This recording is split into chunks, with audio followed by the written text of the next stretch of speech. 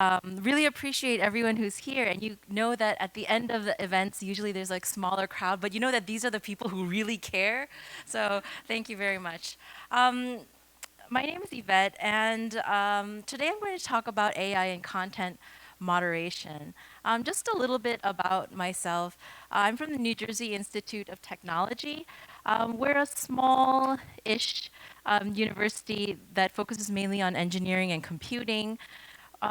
This is where we are. We're really close to New York. It's half an hour from New York. We're in Newark, and the smiley face represents where I live. And most of Newark, you can see a large part of it that I colored in red. That's the airport. So that's what we're really famous for. These are students in my lab. I have 19 undergraduate students, 2 PhDs, and some master's students. And some of these students have also helped out in the current research I'm presenting today. So my research is an area called human-computer interaction, and I'm really interested in understanding how people use social systems and looking at what the effect of using those systems has on their lives. It's a combination of communication plus psychology plus computing. And when I was invited to this, I was a little surprised because I was like, oh, like, do I think of myself as an AI person? Because I don't. And then I thought about all my projects, and every single one of them has some element of AI. So I think it's really interesting and really nice to see other people coming from other disciplines that is also using these methodologies. Most of my research is looking at social provision as a lens. And what this means is we're looking at social exchange and interactions between people that could be emotional, or it could be informational, or even financial in nature. Just a little bit of background about me, because this is such an interdisciplinary event. I actually come from journalism. And so I used to be a journalist at the International Herald Tribune, which the local partner here is the 중앙일보. And so I was a tech reporter there for a few years until I decided to go back to grad school. And it was a kind of a weird transition because I did a master's in journalism area at Harvard, and then later went on to Michigan State to do my PhD. But in 2001, I created a social network site for my university called Ihuayin, and that is a social network site for the University Ihua in Seoul. And it's, I guess, like 20 years, almost 20 years old now, and it's still running very vibrantly. And so, like, my interest in online communities has really been around for a very long time. Today I'm going to talk about a specific subset of online communities, and that is live streaming. And live streaming is a relatively new form of social media where people broadcast themselves on the internet and viewers can comment in real time. And this is a feature that is available on a lot of existing social media platforms. For example, here, Mark Zuckerberg is giving a live talk from at some kind of forum, and people are commenting in real time. The feature is also available on Instagram. I think Twitter is the only one that hasn't really incorporated live streaming yet, but you know, they might in the future. You never know. Um, my main research that I'm going to present today is about the platform Twitch. This is a live streaming platform that is kind of like YouTube, but for live content. And it used to be exclusively for gaming. So people would play games and then stream their gaming activities online. But it was in Amazon in 2014 and has since diversified into a lot of different types of content. So as one might expect, this is I don't know if any of you are familiar with Ninja. This is a person who plays video games for a living. He makes over $1 million a month based on people who are subscribing to him. But this represents a very successful case. Most people who stream online do so in front of very small audiences. This is a woman who's playing a game online for 23 viewers. So not a lot of viewers. And there are lots of other different content. Like I said, you see people dressed in cosplay and cooking, making music, making art. And so there's much diversity in the content. One of the interesting things that's unique about live streaming compared to static videos is that viewers can comment and look in real time and interact with the streamer. So why does this proceed without my... so on the right side, you can see these are things that are being typed in real time. And the problem with this is that of course, it enables people to interact in a positive way with the person who's broadcasting, but you see a lot of negative comments too. And the problem is that unlike other types of social media, the streamer is always looking at these comments in real time. So if there's any form of online harassment, of which, on the internet there's always going to be some harassment, then it impacts the streamer in a very immediate way.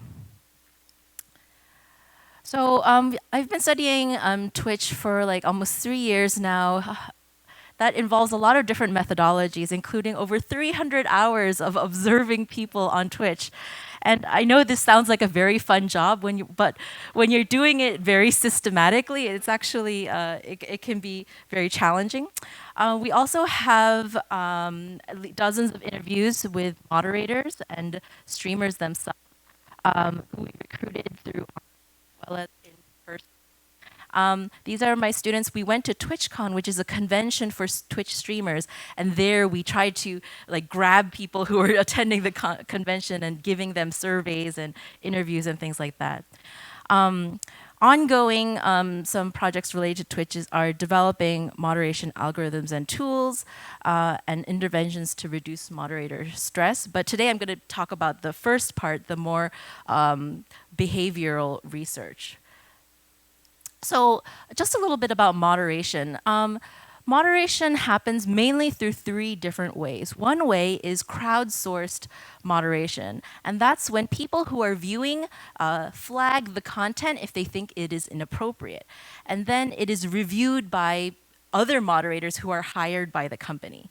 The second type of moderation is through bots, and this is mainly preventative moderation, where it prevents certain words from being typed so that they never appear to begin with. And then the third type of moderation are human moderators appointed by the streamer. So I'm going to talk a little bit more about these 3 different types of moderation. The first part, crowdsourced moderation. So users can flag bad content, and sometimes the AI also flags bad content as well. The system aggregates these kind of flagged content, and then paid human moderators who are paid by the company review it and make a decision on what to keep and what to delete. This is not unique to Twitch. This happens on Facebook, this happens on YouTube. There are so many people who are hired to just look at really, really bad content online. And recently there have been several like journalistic exposés about the problem of this, because these laborers are usually not treated very well because they're not direct employees of YouTube or Facebook. Usually they're outsourced to some kind of contract company, and so there are some kind of labor issues around that, as well as kind of mental health issues as well, because imagine you're looking at child pornography all day. Like that is not something that's going to be good for your mental health.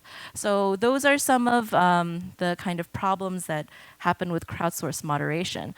The obvious limitations to crowdsourced moderation is it's really not scalable.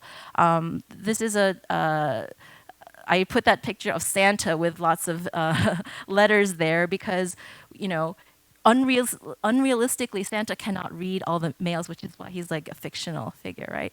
But when we think about reports of bad content, there are small number of people, infinite number of content. So there is this kind of mismatch in terms of how many people can actually deal with that.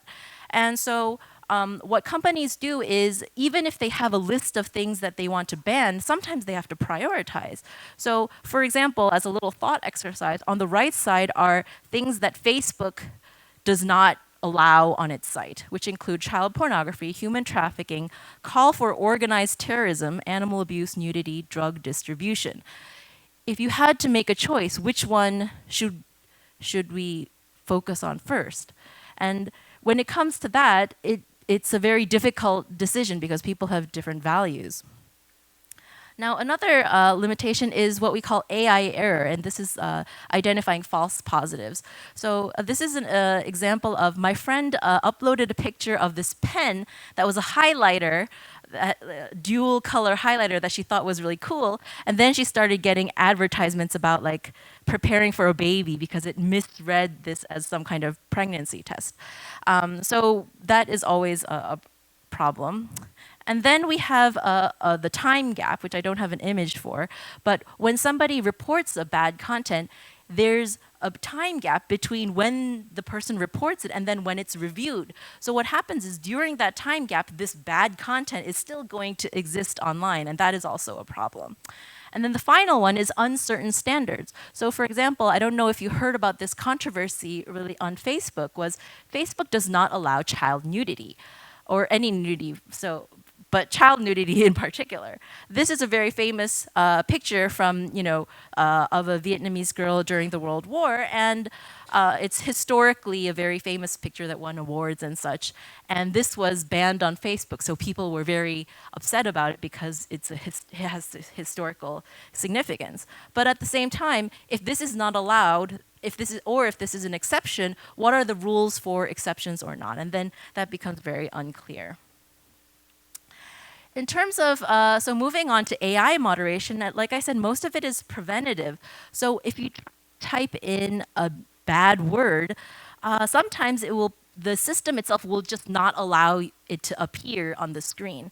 And so, however, people are very, very creative. So even if the system bans words, they will use alternative spellings. For example, beach, which is a perfectly legitimate word, but they use it in a context that's supposed to be derogatory toward women. Or they use emojis to replace certain words to get around bans. So here we see, like in the middle, this is a emoji of a very famous Twitch streamer who is black, but it's used in a derogatory way because they're using the N word and replacing the G with the face.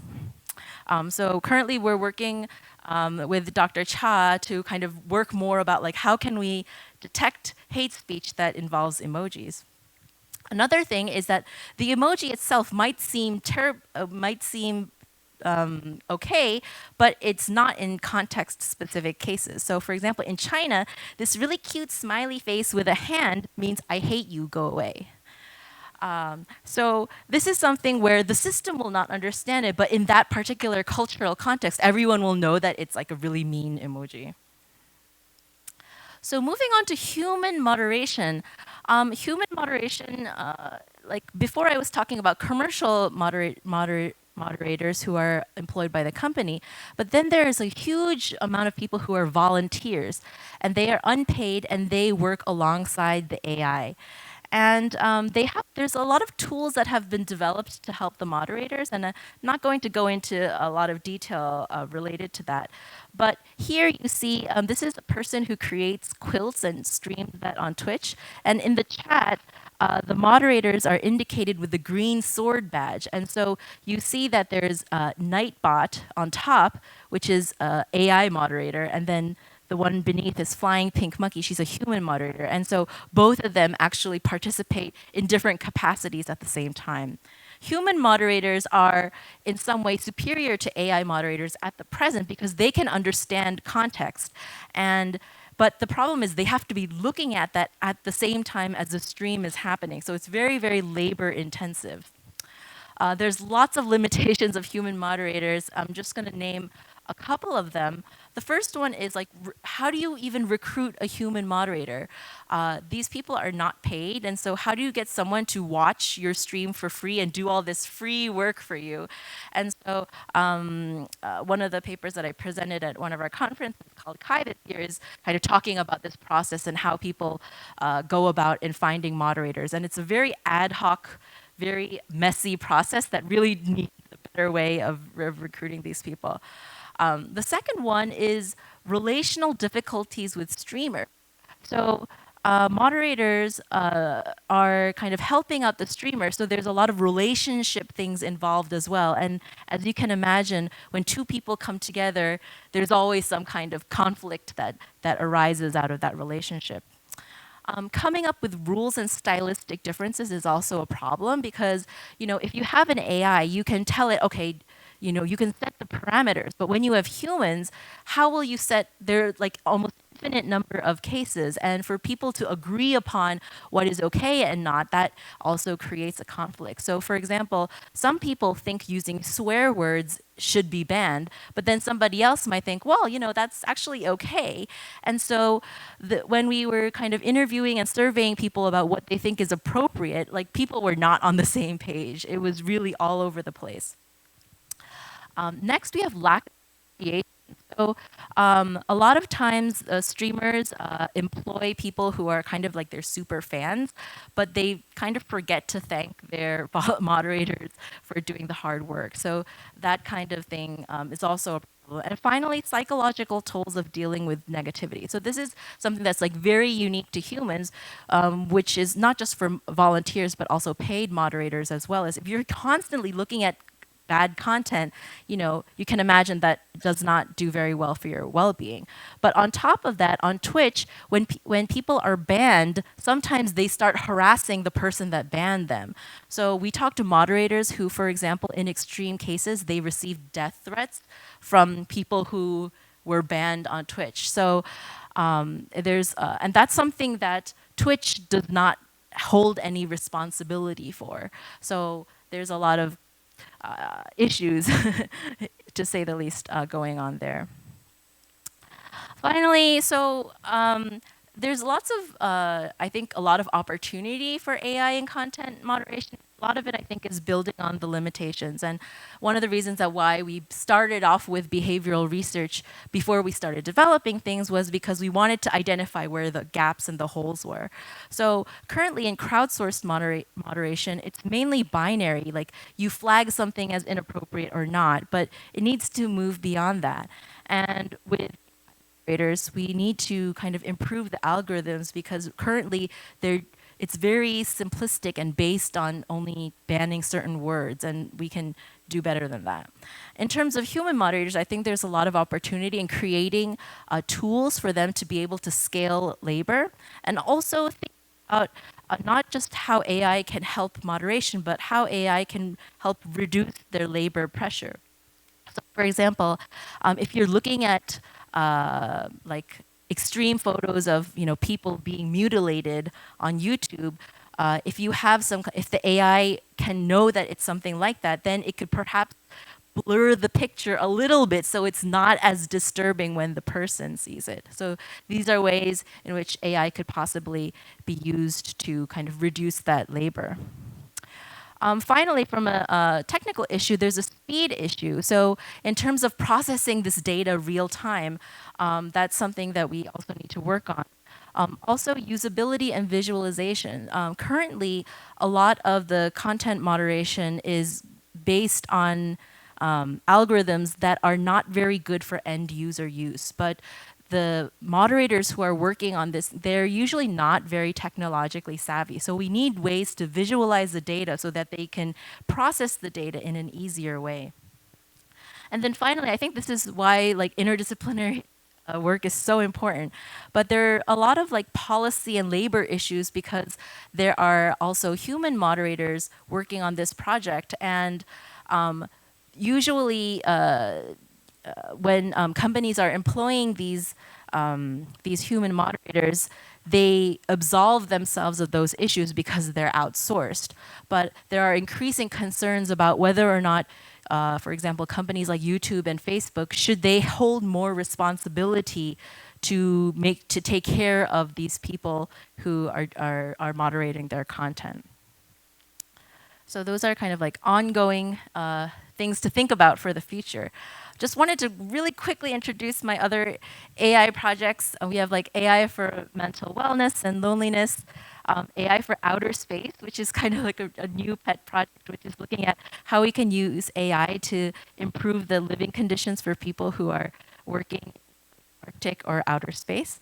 Collaboration in high intense environments. So there's a collaboration we have with Clemson University that's looking at like or military kind of collaborations where people are not in the same area but still have to communicate through systems. Collaboration here with Dr. Chayak Heist and IBS about like news delivery and consumption. And then we have some projects related to digital economy as well as stroke rehabilitation. So we've developed some games to help people practice exercises at home because it's really boring, like doing exercises at home. So we've developed games for that. So if any of these interest you, please come and talk to me. Thank you very much.